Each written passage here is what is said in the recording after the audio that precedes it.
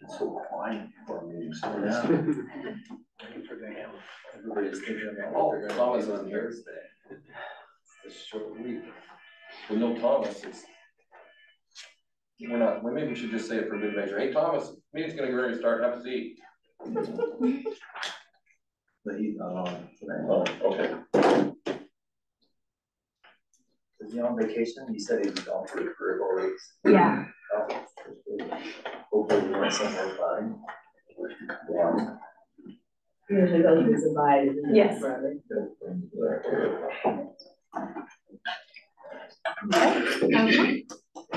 All right, it's 5 p.m. Welcome everyone. It's November 20th, 2023 at Clackamas Fire District. We're always here for you. We value our people and the people we serve. Our focus is establishing teams, trust, empowerment, accountability, mindset, and service. If you're attending in person, please sign in on the sheet at the door. The regular monthly meeting of Clackamas Fire District's Board of Directors will now come to order at 5 p.m. per ORS 192.610 to 192.690. Per ORS 192.650, this meeting is being recorded. The video recording of the meeting will be placed on the Clackamas Fire District website. So before we begin, please stand and face the flag for the Pledge of Allegiance. I pledge allegiance to the flag of the United States of America and to the republic for which it stands, one nation, under God, indivisible, with liberty and justice for all.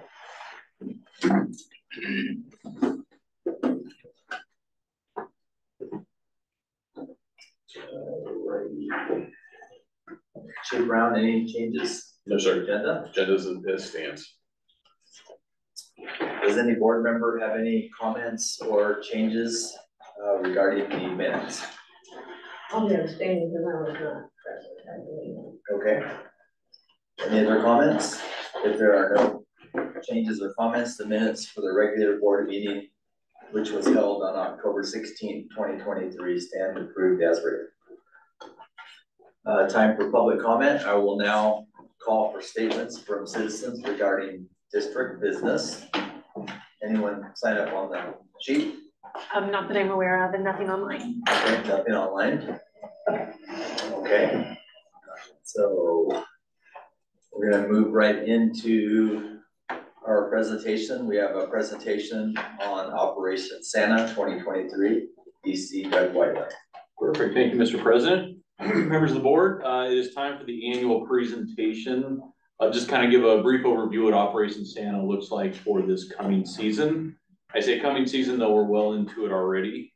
So to kick off, we always like to kind of reflect back a little bit and look at the previous collection numbers. It's funny, I'm used to looking at a big screen, I'll just look at my screen here. So last year we collected about 6,300 pounds of food, just over 3,500 toys. And through that estimated served about 700 different families. As you know, we've made the change and no longer doing the fire district warehouse where we get the individual names that the district does work on. We take all of our collected items to several partners. I'll talk about those briefly. So when you compare this is up from what have been the 2021 totals. Specifically toys is dramatically up. And so we hope to see those numbers again this year, and I'll kind of give you an overview of why we think that. So it's going to look similar to last year with a variety of parades and then also some drop-off events. Excuse me. So with the parades, they'll be spread out throughout the fire district. If you recall, last year we did 4 different parades, and we have added a 5th one for this year. You can see on there when they actually start this next Wednesday, the 29th, in Clackamas, the day after in Oregon City, and then Friday in Happy Valley. And those are kind of advertised what would be those weekend events, and I'll go over those dates with you. And then you see the next 2 parades there on the 7th and 8th being Milwaukee and Sandy. Sandy is the newest one that we added in there, so we're excited about that. Chief Snyder actually took the opportunity, knows probably that community a little better than the rest of us, so he developed the parade route for us. So we're excited to push that out and share that in that community. If you do recall, we're no longer collecting donations during the parade routes. We do get some from time to time, so we are prepared to take those. We don't like to turn people away, but we are continuing to advertise. These are just advertisement parades to get out in the community, kind of spread goodwill and encourage people to bring them to a different drop-off event. So for the drop-off events, there are 5 again this year, with 1 change on the location and the date. You'll see there for the first weekend, December 2nd and 3rd, the same 2, Oregon City Movie Theater and then Happy Valley City Hall. That City Hall one's in conjunction with their tree lighting ceremony. And then the following weekend, as you saw, recall, there's the 2 parades in Milwaukee and Sandy Parade. Are advertising those next events. We have 2 on Saturday, December 9th at the same time in Sandy and Boring. And then the one on December 10th for the city of Milwaukee. That Sandy one is obviously a new one as well.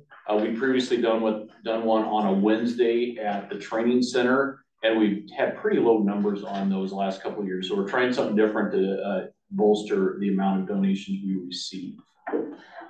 So when we collect everything, we do our best to quickly transfer those to other groups that are using them. So we take them to our partners that we've established, the largest one being Clackamas Service Center.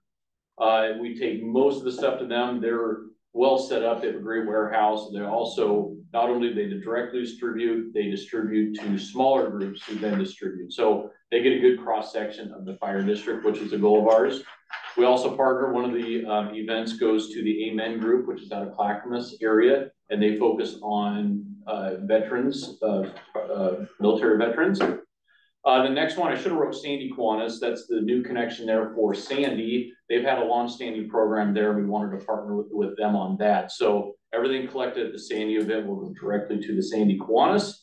And then obviously others through the partnerships above. There's Lions Club, there's groups in Milwaukee that get some of that stuff and take it from them. Yeah.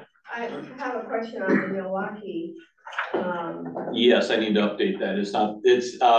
Our website's correct. This is the old slide before I recalled that they moved. So it's at where it's always been. It's at the farmer's market parking lot, and it is advertised as a farmer's market. Yeah, that's what your flyers. Yeah, exactly. Thank you for catching that. Okay. Yeah.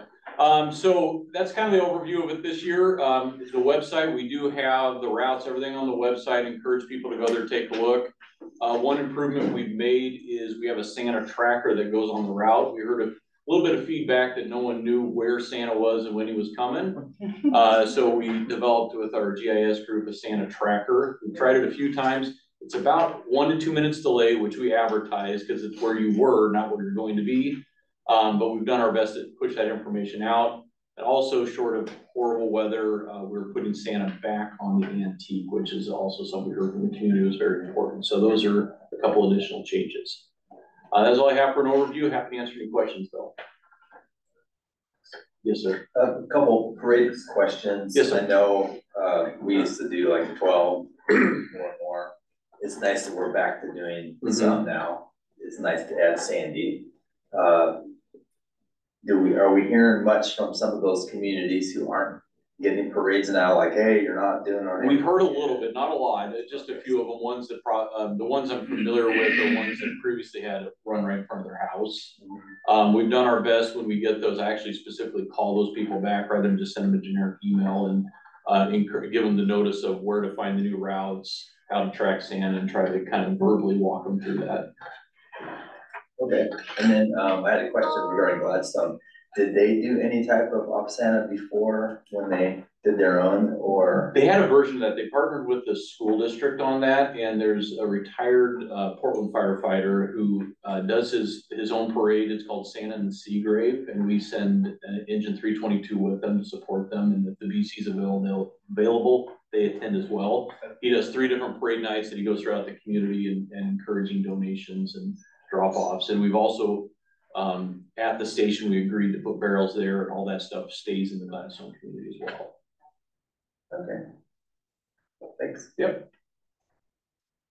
So any other questions, comments? All right, thanks everybody. Good job. Alrighty, moving on, we've got two business items on the agenda.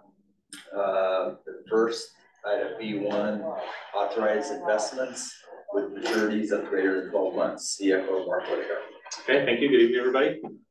So this business item relates to the district's cash management policy and investment policy. So the policy as written only authorizes the fire chief and the chief financial officer to make investments of up to 12 months. So we're in an interesting situation where I think it's to our financial benefit to enter some investments of longer than 12 months. In particular, as written in the staff memo there, is the two pumpers that you authorized in October. So we would traditionally pay for those now, basically pay up front for them and then receive them later. And so by paying up front, the vendor would give us a discounted price. But where we're at right now is it would make more financial sense for us to instead hang on to that money, invest it at a higher interest rate, and pay for those pumpers down the line when we receive them. And so I think, roughly the break-even point on that is about 3.6%. So as long as we were able to get an interest rate of greater than 3.6% over a 3-year period, we would make more money to hang on to those funds and invest them ourselves than to prepay for the pumpers. So that's my recommendation, is that we invest in probably 3-year treasuries for the U.S. government, which are currently at about 4.5 to 4.6%, and earn those returns and get that money back in 3 years to pay off the engines. The other future purchase for future spending that we have planned, which I mentioned in the memo that we could also do a similar action for, is the prepayment on the 2018 loan that we've talked about in budget discussions. We have at least 3 of those scheduled to pay off that debt, and that's another situation where we can set aside that money in a 18-month to 2-year treasury and earn interest on it rather than letting it sit. So those are my 2 recommendations, is that you authorize us to invest up to $3 million in investments that have a maturity of greater than 12 years, still in compliance with our 12 months. Sorry, greater than 12 months, not 12 years.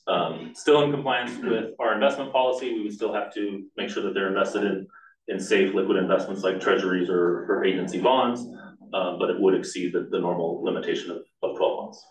So I'm happy to take any questions on this proposal. Thank you. So I'm a little confused about what you consider the risk on the interest rate. Once you buy the instrument, what risk do we have? Well, the risk would be we lock in, say a 4.5% interest rate, and then turns out the market goes the other direction, and we could have a year from now got 5 or 7% interest rates, right? So by locking in this rate for 3 years, we could potentially be earning less interest than if we had just kept it in the LGIP or somewhere else, that if interest rates go up. All the expectation is that we're kind of at a high point right now. Interest rates are going to go down, and so we should benefit by locking in the interest rates where they are now. Yeah, the forecast for 2024 is for the rates to go down. Yeah, nobody expects the Federal Reserve to increase rates further, and probably to start decreasing them in the spring, so that the timing works out well for what I'm proposing we do here. Okay, so as I read the statute, the investment can't exceed the term on which you have to pay it. So the inclusion of the 2024 payment, that we can't do that. No, we would. Sorry, and that wasn't. The investment would be for the payoff of the pumpers and the 2025 and potentially 2026 prepayments of the loan. Right, and those are less than $3 million. Yeah. So that's why it's up to, but I wouldn't exceed what we have planned for the pumpers and those potentially two prepayments, assuming the interest rates work out. Yeah, because we still, it's not just our policy, we have to abide by the law, right, which says you can't use this. Yeah, pay what they're due, right. Stuff, which I know you intended to do. So, but I think this is a great idea, and even if there was an interest rate difference, and we're still gonna be 4.5 or whatever ahead. So we're not 5, okay, it's still in a better position. And the unfortunate reason, I mean, you're wise to do what you did, but we always paid because we never had to wait 4 years for an If they said they couldn't deliver your paper for your copier for 4 years, I mean, you'd probably find another purveyor. It's just awful. So, but I think it's very innovative. Thank you for doing it. Thanks. Any other questions, comments? I just think it's a good idea. It's good. So with that, do I hear a motion for the board to authorize the chief financial officer to invest up to $3 million in investment types with maturities of up to 3 years? I like to add, subject to the applicable restrictions under law as to those investments. Okay, we'll amend it with what Director Wall added. So moved. Second. Shelby, please call the roll. Jay, Yes. Chris, Yes. Marilyn, Yeah. Jim. Yes. Passes unanimously, thank you. Item B2, designating the district's budget officer, assistant chief, business services, finance director. All right, good evening, everyone. You have in front of you a request to designate the district's chief financial officer as the district's budget officer. We came to you about a year ago, I believe it was in November of last year, with a similar proposal to designate the position rather than an individual on an annual basis, but to designate the CFO as the budget officer on a continual basis until the board takes some other action. The basis of the conversation last year, and I believe why the board postponed moving forward with the proposal, was really twofold. One, there was uncertainty about whether one person meant a named individual like Mark Whitaker, or if it could be a position like the chief financial officer. We've gone back and gotten some clarity on that, and having the chief financial officer or other appointed position is certainly well within the bounds, and there are many agencies that do just that. The other second piece that the board talked about was the opportunity to provide training or mentorship to others to be the budget officer. Conversations with the chief financial officer Whitaker suggested that while he certainly wants to train successors and give people opportunities, that it would be his preference to retain the responsibility of that position to the CFO. So with those two pieces, we recommend and request that the board approve the CFO as the budget officer for the district. Director Wall? Wow, Brian, Yes. when I say no, I mean no. I don't mean come back later. And while I admire your diligence in this, I wasn't focused on anything other than the right of the board, the obligation of the board under the statute to make this appointment. With due respect to Miller Nash, it's the statute as reported, it says the governing body shall appoint such officer. It doesn't say shall not, shall appoint the fire chief to do it, shall delegate somebody else to do it. It says this is an obligation of the board, and I think it means what it says. I don't know how Miller Nash is dicing it to say that it doesn't say that, but you know, the only person that can appoint a CFO is the fire chief. The only person who can decide whether we have a CFO is the fire chief. This says the board is supposed to designate the budget officer. So I continue to object to anybody other than us. I mean, I've been on the board 24 years. It's always taken us like 5 minutes to do this. And why it suddenly has become an issue, I don't know, but it's, to me, the statute is absolutely clear. It says this board will do this. I will vote in opposition to this request. But if we appoint and say the budget officer is going to be the chief financial officer, haven't we done that? So the point of person, not an office. That's what Brian's asking for, is that we say the chief financial officer, not Mark Whitaker, the chief financial officer. Which is whoever always that going to be is. a person. Yeah, it's not a person. No? It's always a person. What they want the policy to state is that we're appointing somebody who is in an office. The office is appointed. Oh, and other jurisdictions, excuse me, if other jurisdictions have that, it's possible their charters permit it, but ours doesn't. So, anyway, it's whatever you guys want to do. I can't go there because I think it needs work from. Don't we have to do this every year? Yeah, every year, it takes 5 minutes. So would it hurt just to change the sentence? Staff requests the board of directors designate Mark Whitaker as budget officer. That'd be for this year, yeah. So That's what we you're- usually do. Okay, That's what she said. we normally do. It takes 5 minutes. to For do. fiscal year, But what Brian wants to do, we won't do that anymore.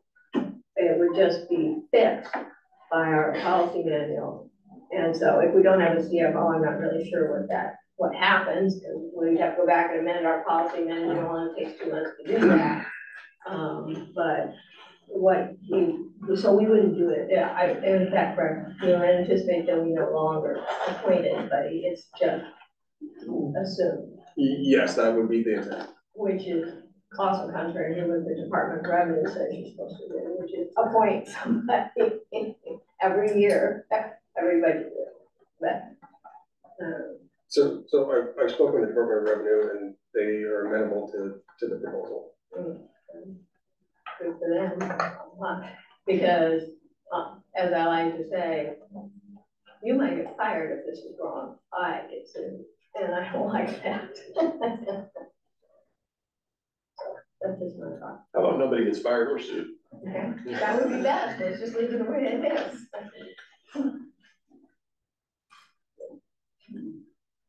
Is there a serious reason you want to do this? So going back to the previous year, so we looked at, and as part of the focus of the administration is to look at how can we streamline most of our processes or processes as we come across them. This is one of the opportunities because it comes up in the board policy manual that we looked at, and we decided to bring it to the board. The board gave some feedback, so we wanted to address that. We went and did additional research, and then I believe we reintroduced the concept during the board policy review this year as we struck the every November reminder to designate the board, or excuse me, the budget officer. So there's no criticality to it. It was intended to be a piece of recognizing the position and moving the organization forward. But there's no criticality to it.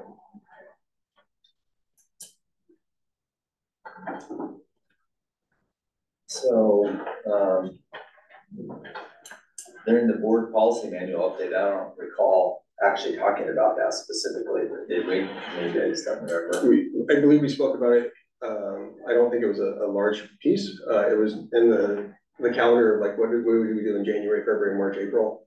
There was a line in November that speaks to appointing the budget officer, and we spoke to, we'd like to remove that because we were gonna bring this forward this month.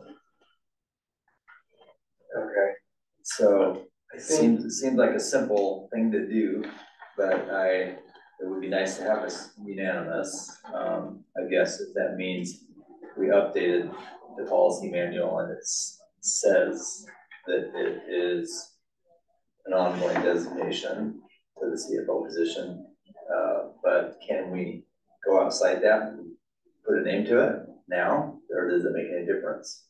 So I don't believe the board policy manual speaks to the actual payment. The piece that was in the board policy manual was essentially the simple reminder or the simple piece that says, this is the regular business of the board.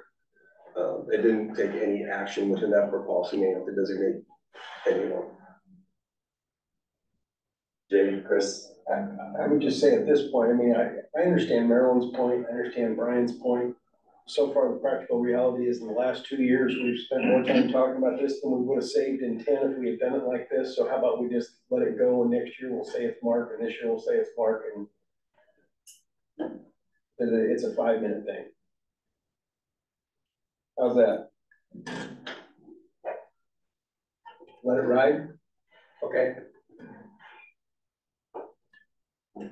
So I guess, Or you, Jay. are you stating to put the name to it this time? Yeah, I'm just saying, I just do like we done, just declare Mark's the budget officer, and Marilyn's right, it takes us 2 or 3 minutes every year, so if there's concern about the legalist. I have a firefighter brain. My brain says whatever it takes to get Mark to be a budget officer, let's just do that.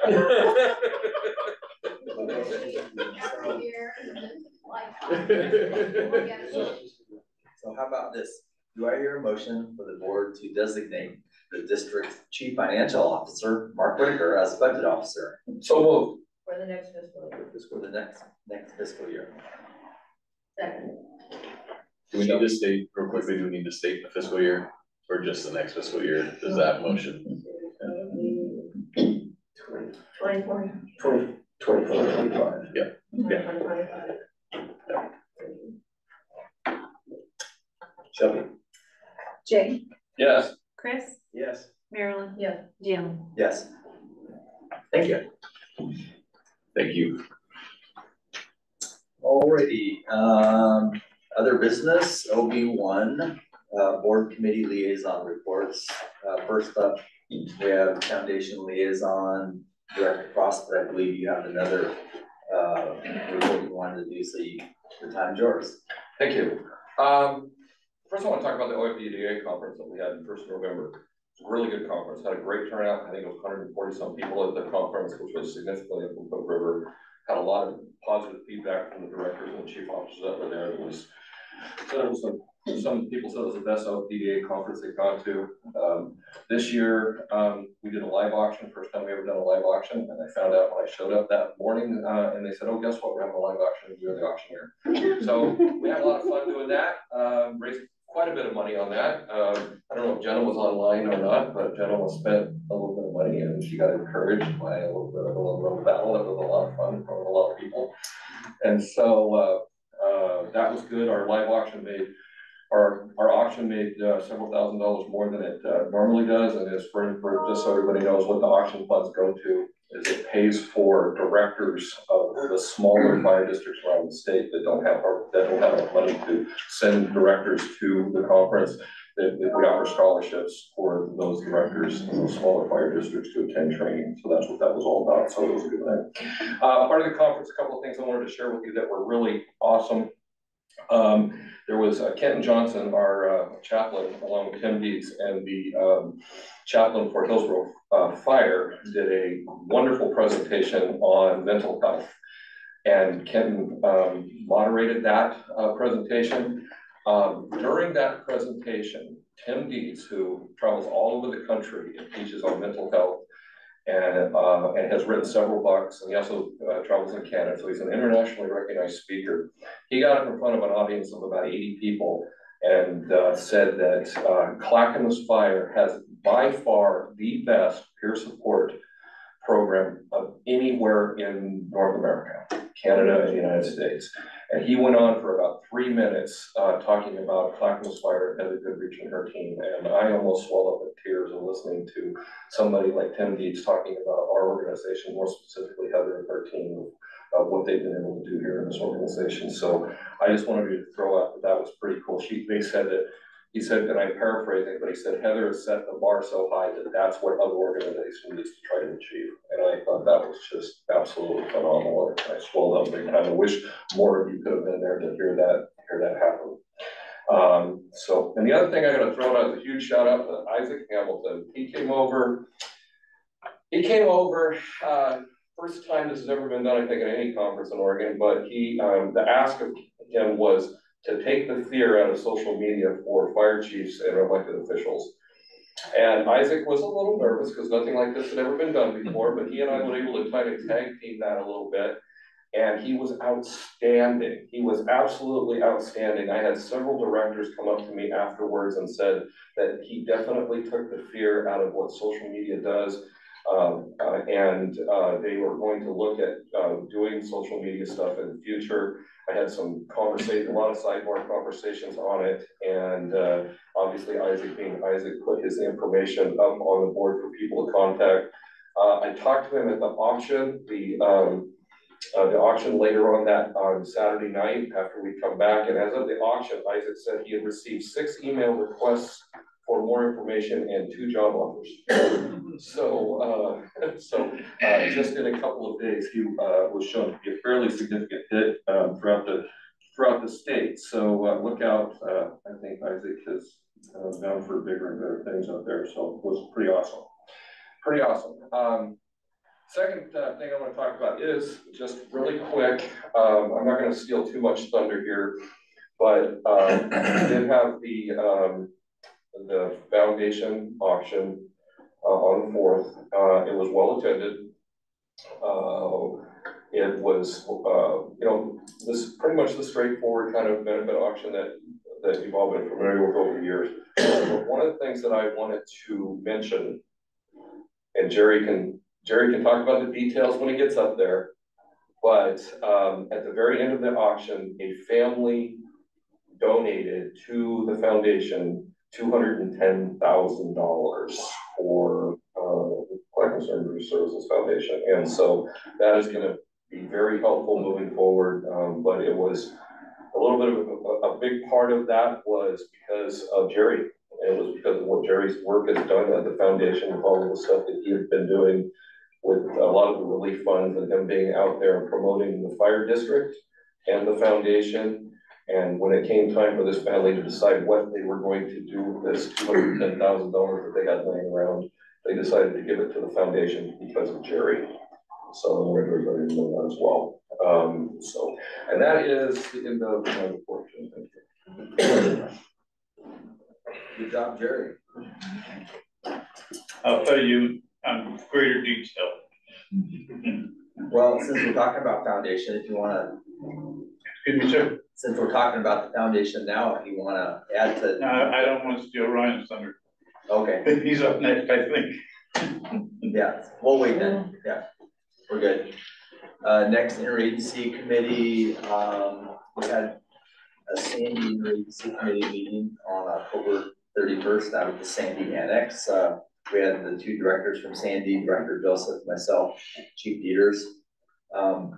We continue to hear great feedback regarding the contract for service.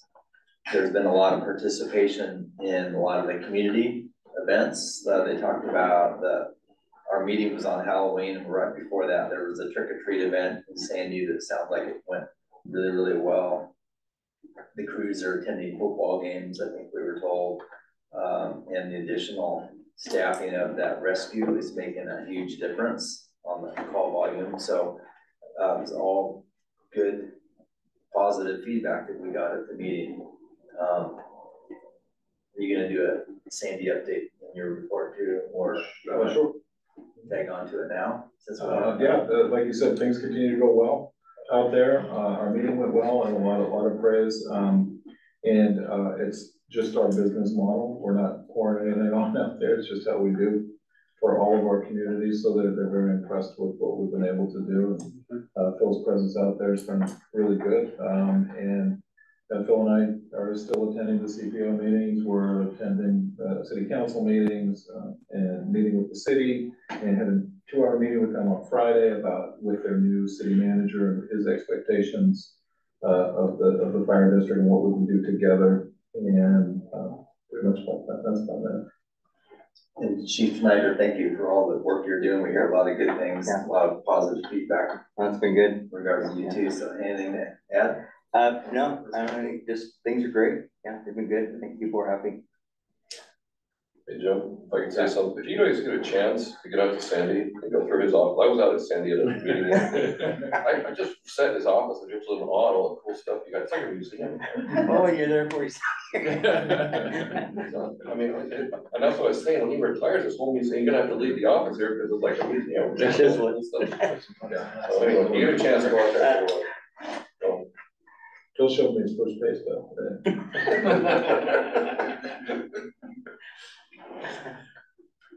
Okay, OB2 board informational updates, comments. Any director have anything else you'd like to talk about? Any updates, comments, or anything you'd like to say? Okay, moving on to division department report. reports. Chief Brown will share an update from the office of the fire chief. Thanks, Jim.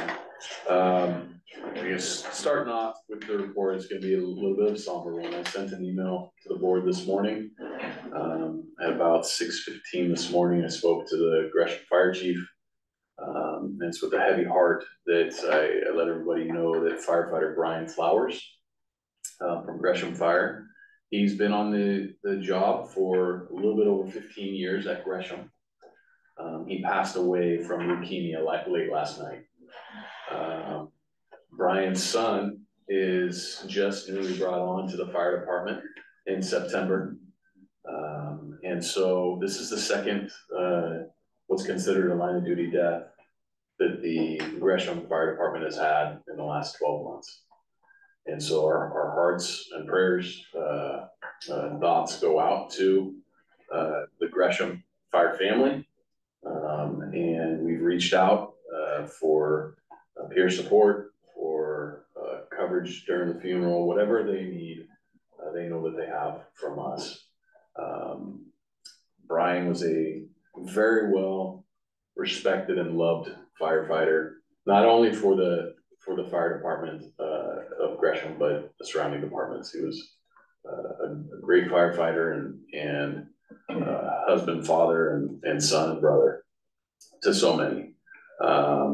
It just shows the dangers that our firefighters face, not only on the job because of emergencies, but the effects from after the emergency with getting leukemia. So yeah, sorry to bring that forward, but I thought it was important to do so. Now on to some brighter news. I love being able to do this because I rob a lot of what Steve's gonna say, and so it's awesome. But October was a very busy community engagement month, and if you notice, a lot of our updates are talking about engagement with the community. Doug's division is really doing amazing work out in the community with the open houses. We had the trick or treat. We had the trick or treat event at Sandy and Chief Snyder. How many people did you estimate came through there? Every bit of 1,500, probably 1,500 to 1,800. We went through all the candy. Yeah. So pretty amazing ththings that they're doing, and that's all I'm going to say as far as community services to give you some more to talk about. But we put in for a Homeland Security Program grant and was awarded $60,000 for that, which is really an enhanced multi-casualty simulation training equipment. Chief Huffman put in for that, and we were awarded that this year, which is amazing. Some unfortunate news is we did put in a grant, an AOG grant for our radios, and we were unfortunately we did not receive that AOG grant. We were very hopeful that we were going to get that grant. It did not come through. So we are looking at secondary measures and a plan of attack to mitigate those radios, as that is a risk out there for us for the future. Yeah, and at this point, I'll save the rest for Dan and everybody else to speak to. Be happy to answer any questions that you may have. Thank you. Next, Assistant Chief Stewart will share an update from the Office of Strategic Services. Thank you, Mr. President. Just a couple of updates this evening. Most recently, the CCOM, WACA, the 4 dispatch centers, which include LOCOM, as well as C800, performed a CAD upgrade. And the notable piece to that is it was first CAD upgrade that Fast Tech's been involved with. They made sure that all the prerequisite installations were done on the computers. They did some testing. And then on our end, we haven't had any malfunctions or challenges with our computer system for that upgrade. So that's a very positive note. And it's been enjoyable to work with them and see them meet some of our partner agencies, and sitting in with them, talking to CCOM, talking to particular Gladstone, those others, about CAD pieces as we've been developing that. Secondly, just a couple tidbits from facilities. So the fencing project at the gates are, the main vehicle gates are now operational. We're waiting for some piece of the controller for the person gate going from the parking lot to the main entrance where the front door. So that'll be a few weeks out, but at least the vehicle, from the vehicle side, the lot's secure.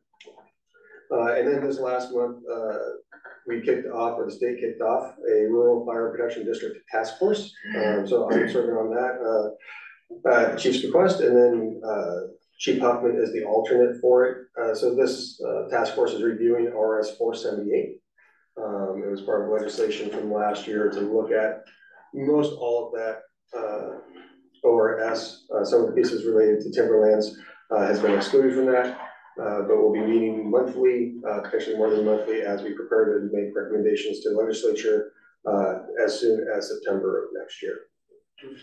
Last piece I would touch on, just with all the community pieces going on, really speaking to Captain Soon BBC Bauer and Chief Huffman, is their participation in Gladstone reunification efforts with the high school, just going through some training drills and an upcoming tabletop exercise in maybe 2 weeks. So it's good to see them out there. It's been well received by the school board, the school, and just the cooperators. Happy to answer any questions. Thanks, Brian. Thank you. Next, Assistant Chief Peters will share an update from Office of Business Services. I think Nick already did it. Okay, next. Well. Thank you, Mr. President, members of the board. Just to highlight a few things that Nick forgot. Health and wellness for October really focused on occupational health and getting us all through all of that. Human Resources participated in the civil service meeting in October, and then we launched the entry-level firefighter test and working through that and really revamping our whole testing package. And so that was successful, went through civil service, and it's been launched as of now. Public information and social media, their focus has been on advertising the job openings, and then as well as developing a plan as we move forward with implementation of the levy and how to communicate that through our social media and through the public. So they're working on a plan for that. And then really community services, they did a ton of open houses in October, and in addition to planning for Operation Sandage, kind of a 5 to 6 week plan to get that kicked off. So really proud of all those folks and staying busy in October. Happy to answer any questions. They need drivers for Ops. I don't know that one. Out of my wheelhouse now. You'd have to ask. We got a training van that needs. It has lights. I've never liked it.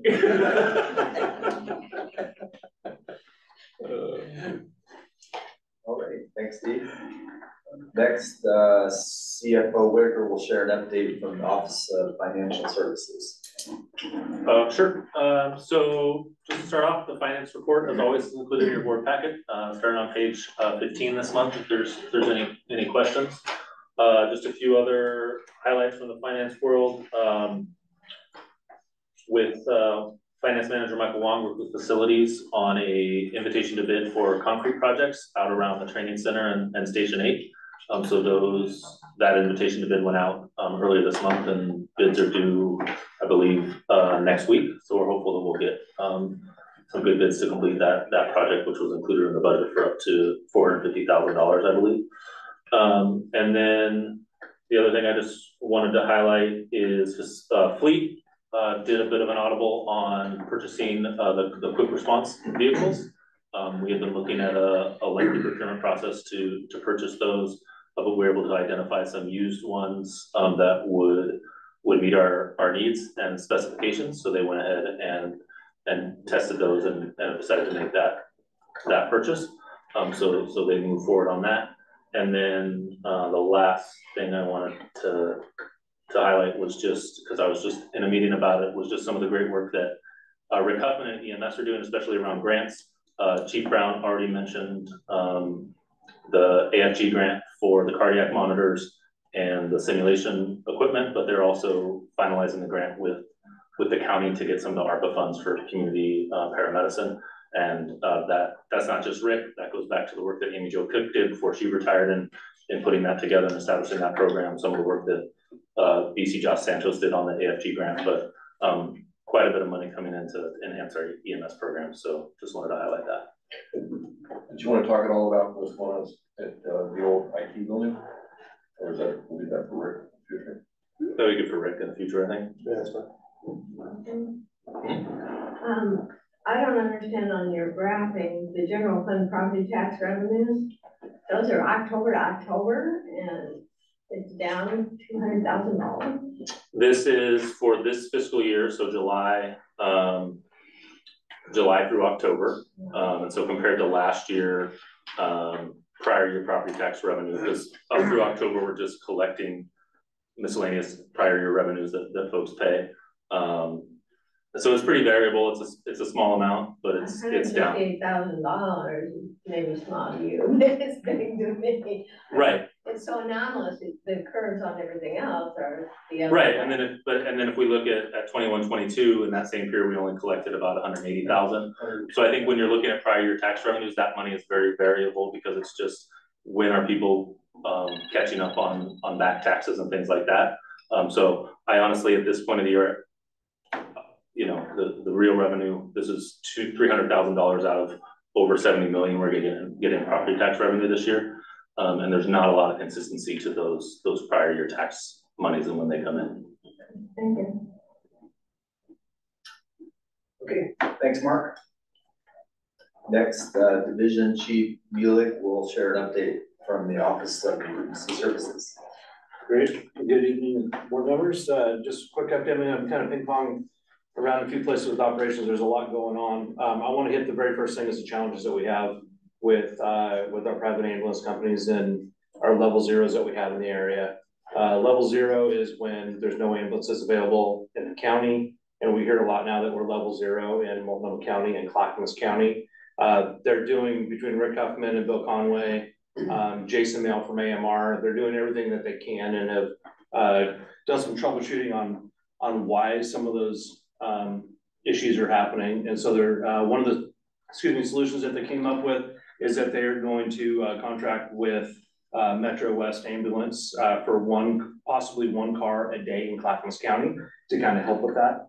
So they're making progress, but our crews have been challenged with delayed ambulance response, and they're doing everything, and Chief Taylor can attest to it. They're doing everything that they can to improve outcomes and make decisions and communicate with their ambulance companies and kind of help prioritize different calls. So it is a big challenge, it's a high priority of the county, and so we're adjusting with that. So with Medic 316 and Medic 303, there just seems to be an uptick in situations where they're where they're pushing the limits on their capabilities and trying to deliver service, and even after hours when they're not logged in as a ambulance, they're still being requested to get back into the system. And so we're just troubleshooting, and our goal is improve patient outcomes. So it's kind of our simple matrix that we're using internally, but it's been a challenge. It's going to be a continued challenge for us. So we're working through that.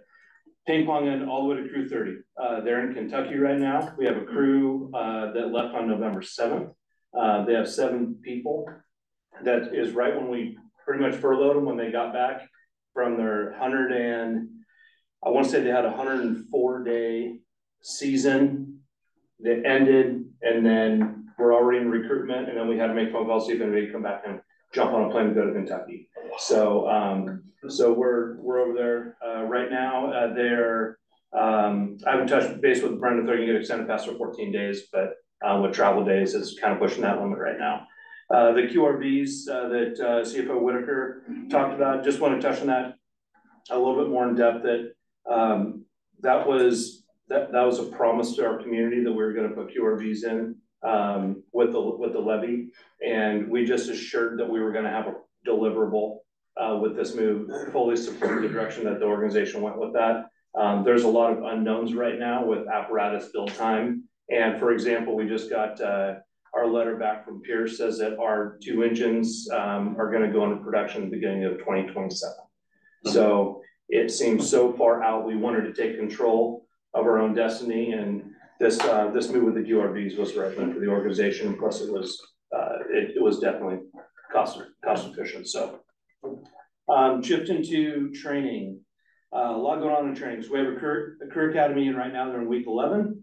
Last week they did live fire, and this week they did fire investigation. Today they actually got to go out to a house fire that we had over the weekend and actually do an investigation on a real incident, which is pretty cool. Our apprentices are on the line. We staggered them depending on their EMT class and needs, but they've been on the line for about 5 weeks, going extremely well. I think they're having a great time. Some of them have fought a good amount of fire in their short fire service career so far, so that's really good to see. And then our fire crews, we're using the old Jackson campus right now, the old Oregon City High School. We've gotten access to that and have conducted dozens of hose trekking drills there, so it's really cool. A lot of people found their own lockers and saw if the combination can work, because a lot of history going through that school. But it's been great for our crews and some of the battalions to be able to get in there. Professional development. Our commitment has been professional development and our people, and we've committed to company officer training with incident command strategies and tactics. And so we're just beginning the rollout of a 2-year rollout with Anthony Castro's Calm the Chaos training. So we've purchased 102 licenses for a 32-hour self-paced course, which I am almost through it, and it is hands down the best fire officer training that I've gotten in my entire career. It is really, really good. It is anywhere from a task level company officer, even it's going to be super beneficial for our firefighters to see some of this. It goes all the way up to incident command and commanding large incidents and helicopter drops and box store fires and the whole bit. So it is really good training. We're going to have the battalion chief group go through it by the first of the year, see what policy implications we have, and see how we're going to do the rollout to the line to get all 102 licenses used up. That's going to cover everybody from the fire chief all the way down to the last person on the lieutenant's promotional list. And then next year's 18 train the trainers. So this is very similar to like when we integrated the Tiller program, where we didn't have a product to start with and it was brand new. And the time that it takes and the commitment to orchestrate a pretty well lined out project. This is going to be exactly like that. It's going to take a long time to get it fully implemented and have it be standard practice and terminology around the organization, but it is super positive. I truly believe it is going to improve safety, our efficiency around the fire ground communication, the whole bit. So it is a huge push forward. So Dan, can I cut you off just for 1 second? You speak to, after going through this, the tactical gap. Right. And so not only has this training proven to be great for incident command and things like that, but it's broadened a little bit with communication style and how we run the organization. Yeah. So just if I get in the weeds, let me know. But there's communication's everything, right? Communication is linked on the fire ground is linked to the NIOSH 5. It's the 5 things that kill firefighters. That is in every single report. It is the same thing that you can link to. Well, when you get to running an organization, we find out that communication, it links perfectly with strategy and tactics. So what there is you have the incident commander at the strategic level, and you have the firefighters down at a task level. And somewhere in there, you have to bridge the communication gap. You can't have Nick talk to the firefighter. You can't have the IC talk to the firefighter. You have to have them talk to some mid-level supervisor that has eyes on the incident, eyes on the crews, good situational awareness, gets good information and feeds that back to the incident commander. So they call bridging the tactical gap.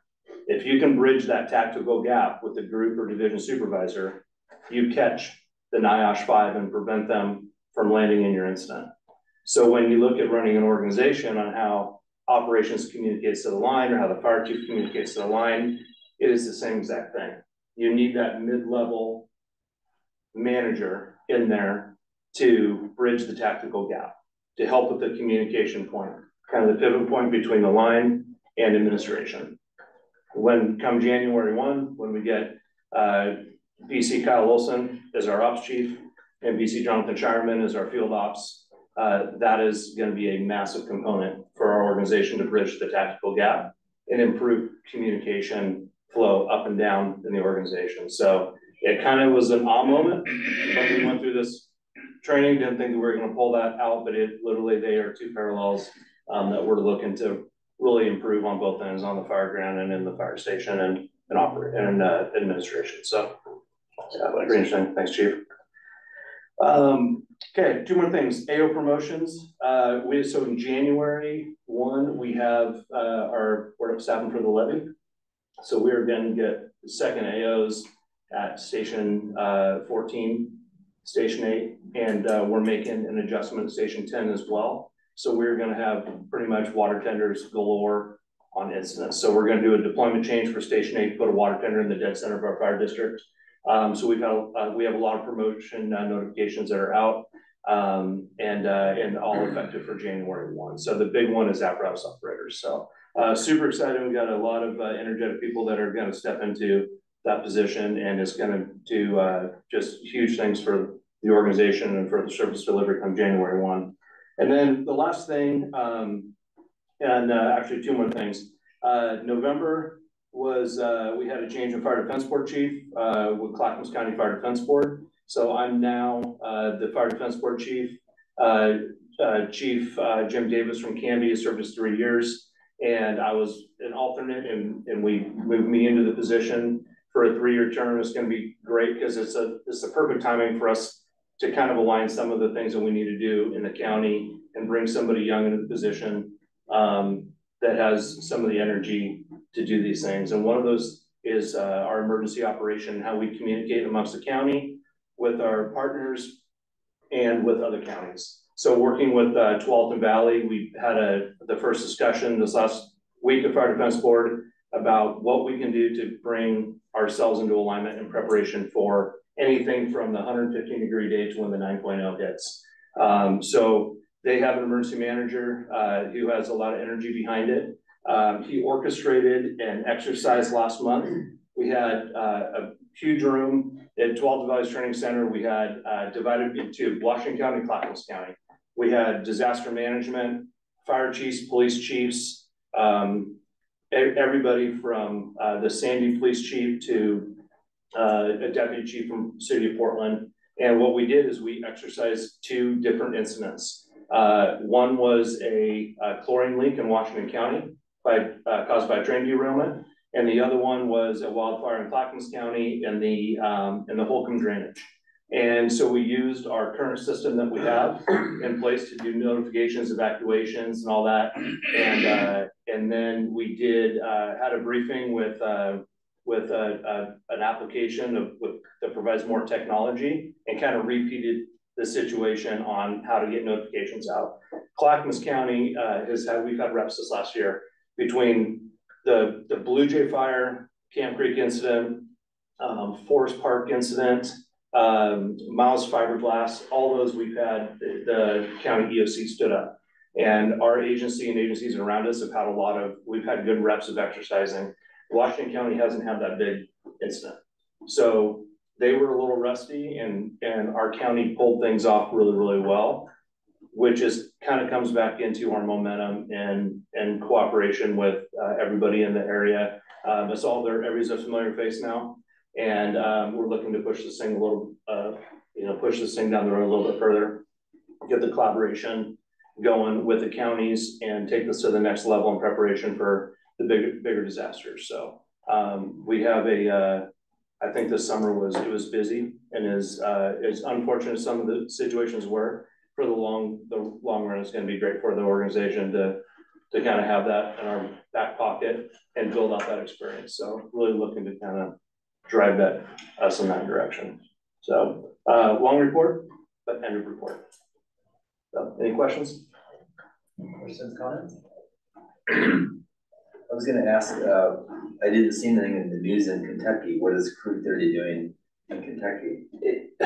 Jim, the weather over there, apparently they have a lot of smaller fires, 1,000-acre fires going. Brent was saying that part of the country normally cooks off in their WUI, their wildland urban interface looks a little bit different than ours. So there's a bunch of smaller incidents, and it sounds like they just, it went through the cooperation agreement that we have with Oregon Department of Forestry, and the request came through them, and they reached out to our crew and said, are there any resources available? So I'm not, Rocky Branch Fire. is what? The Rocky The Rocky Branch Branch, okay. Fire is the fire that they're on. Yeah.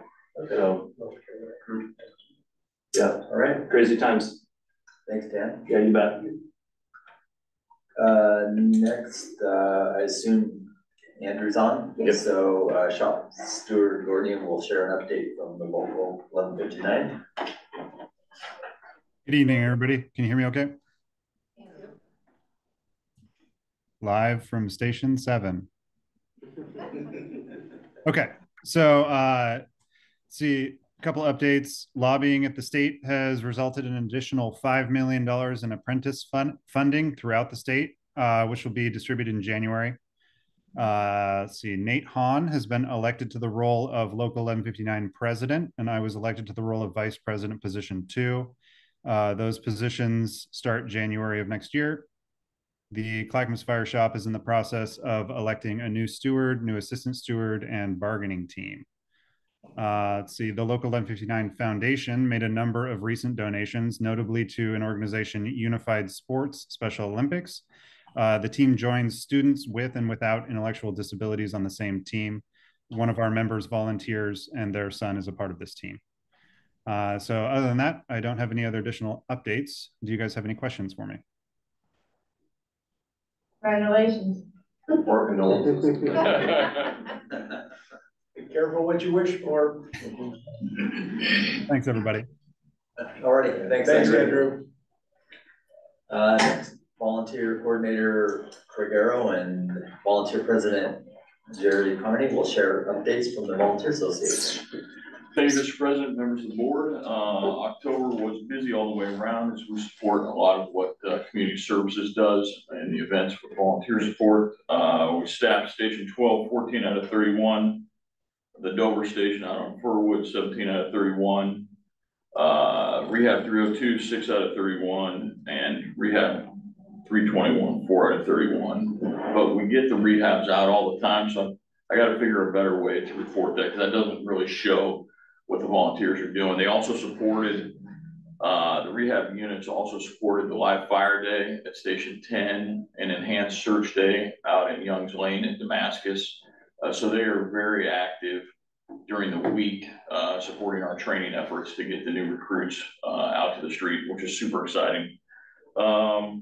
Did some training. We did masking up. One of the things that the operations group and training has really been pushing is we're going to get in quick and we're going to occupy the fire space and search for victims, and we're going to search for the fire and put it out quick. We're not going to let the fire dictate what we do. We're going to try and control the situation as much as possible. So masking up and actually being able to get into the fire quickly and efficiently, safely, is one of the drills we did. And bringing the Sandy folks over, that was kind of a new change for them. So that was great. They appreciated that drill and enhanced their ability to be ready to go into the fire district. And then we also did some prepping for the winter season and the change of the weather, where we have a bunch of new apparatus and new chains that we've never put on before. So we actually pulled into Station 7-1 and chained up the water tenders, chained up the rehab, chained up the brush rigs, had crews around, and we made it all work and figure out which chains went where. And Trevor Cooper and his crew out at the Sandy Station did a great job creating a system that simplified just a bunch of boxes of chains that we thought maybe went on these rigs, but we didn't know for sure. So that was great. Then the crews participated in multi-agency training, just the same training that the paid staff went through at AMR. That was their EMS drill. And then we went up to Station 7-4, which is more susceptible to the weather in the east, and winterized that station up for the winter and kind of got the station ready for the changing weather, shutting down all the water and stuff like that. One of the exciting things for me is on the 17th, we started a new volunteer recruit academy. We have 11 suppression volunteers, one a former Olympian, which is kind of exciting, but probably the most fun is we have 3 water tender drivers, one of which is Rich Stenhouse, who did his whole career in Portland, came and blessed the fire marshal's office for 7 years here, retired, and now wants to come back because basically how our crews treated his son that was involved in an accident earlier this year, and wants to give back to the organization that helped his family. So he should be teaching the volunteer academy with his experience and tenure in the industry. But he is just a humble leader from below, and it is so awesome to watch how he can lead in that position. And then we have one support volunteer that's just focused strictly on wanting to drive the rehab. Other than that, I think that's about it. We got some people that got hired, so we have some people on leave. Attended a couple graduations, which has been sad but great. I love to see these people achieve their dream. It's my hope that as we start extending offers in late winter, early spring, that I'll be attending graduations for guys that are here. Aaron Snyder's a guy in the academy now. He's about a month and a day away from graduating here, who was a former Vol. So, and then we have a couple of explorers that are in the academy right now, which is just, that's my passion, is to see these guys achieve their dream, and obviously on the ideal team is what I like as well. So any questions, I'll take those at this time. Yes. On the volunteer report, the station duty shift, it says station 12, 14, 31, station 13, 17 out of 31, but I heard you say the Dover station. It should be station 74. We have turned station 13 over to operations / facilities, as they're beginning to upstaff that for paid career staff coming on. Okay. So perfect. Yeah, I think that might have been a mistype. Okay. Yeah. Thanks for all the great work that you're doing in the volunteer business. Excellent. Did you have your hand up, Chief? Just real quick, what's the messaging like, or the vibe been like since we've opened up our process with the volunteers? They're the firefighter process. They're pretty excited. We have some Sandy folks that came over that are really excited about the opportunity. And to speak to that a little bit, they've melded right into the organization as now members of our new volunteer association board, and it's just been amazing. We've got Sandy, and I shouldn't even say it, we have Clackamas volunteers, and so they just happen to be former Sandy volunteers working at Station 12 out in Logan's, filling in shifts when we're short there. We've got some former Gladstone volunteers that are shooting all the way out to Dover to pick up a shift here and there to fill a gap. So it's been just like the Clackamas family, where everybody just kind of comes together and makes that perfect mesh and perfect team. So it's been great, and I think there's a lot of excitement about the opportunity over the next couple of years here. Good. Thanks. Thanks, Ryan. Thanks, Ryan. Jerry. Okay. Whoops. Sorry. Steady there. The first thing I want to say is I agree 100% with what Ryan just said. Sitting up in front of the Volunteer Association, it still is. Sandy's over here, Clackamas is back here, support's over there, but it's starting to blend. And we're starting to get much more participation and presence on the part of Sandy than we ever had in the past, from any other adopted organization, shall I say. From a community service standpoint, the Volunteer Association hosted, and I can think of 4 and probably more, Halloween events, welcoming the neighbors into stations that were hospitable and where you didn't worry about the kids getting hit by cars and trucks and whatever out on the highway. Then I do want to address what Director Cross brought up. We received a immense donation. It wasn't a purchase of anything at the auction or anything like that. It was an outright gift. But the part that he hasn't said, it was not just a gift. Last year, these friends that sat at our table, we've had them at every auction that we've gone to. Last year, they heard the story of engine 17, who went to what was supposed to be a medical fault. And it turned out that not to be a real medical fault. First off, the woman who lived in the house is in a wheelchair. Secondly, her husband's in the hospital. Third, she dropped her pills. That was the nature of the medical fault. Get the pills straightened out. But while they were there, they noticed that her wheelchair ramp was deteriorated badly. And they took it upon themselves to go get lumber and rebuild. Now I say take it upon themselves. I don't know if they called their BC or if they called the chief of the department or who, but they initiated the aid to citizens. Our friends are seated there at our table, hearing this story last year.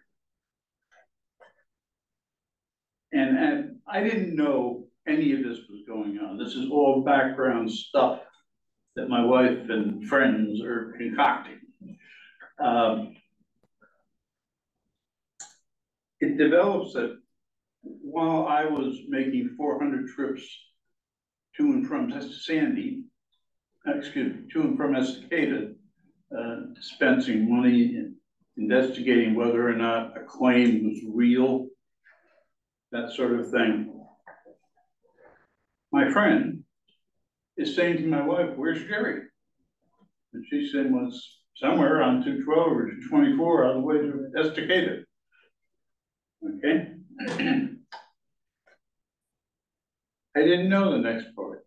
He is the trustee, one of 3 trustees of a multi-million-dollar trust that his father left to be dispensed to agencies such as us who are doing good work with low overhead.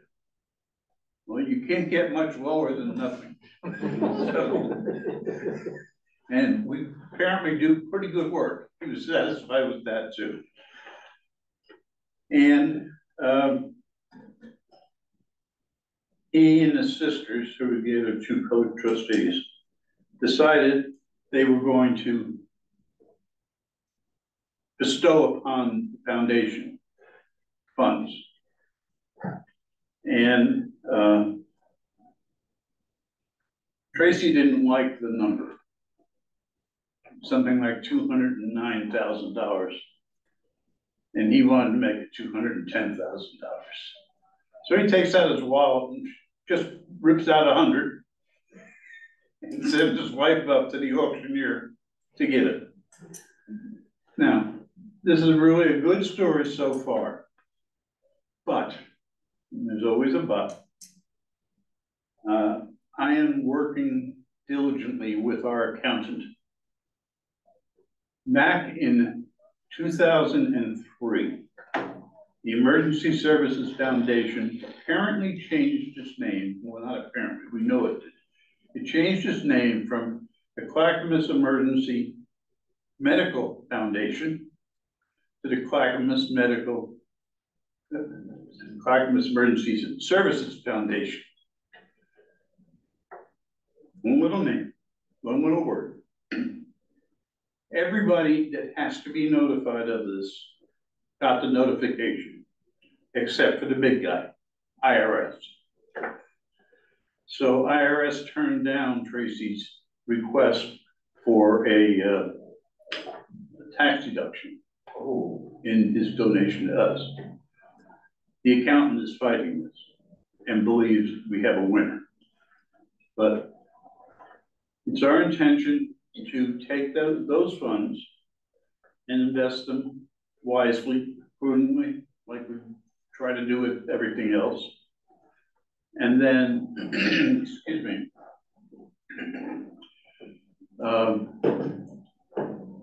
I also want to report to you on our auction. It was far more successful than last year. We had almost every chair filled. Last year, we had almost every chair empty. We don't know the results yet. We're getting those next Monday. And I'll be happy to report to you when the time comes to that.